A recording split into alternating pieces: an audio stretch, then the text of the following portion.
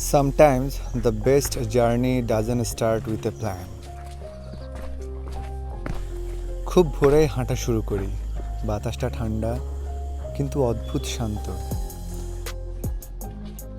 আমি হাঁটছি একটা সরু পাহাড়ি ট্রেল ধরে, চারপাশে উঁচু পাইন বন, পাখির ডাক, বাতাসে পাতার মৃদু শব্দ।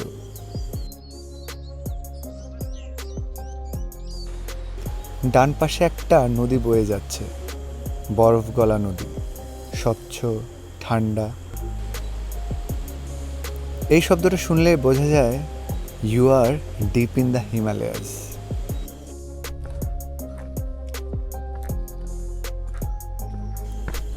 Maybe the mountain wasn't the real destination. Maybe the journey was.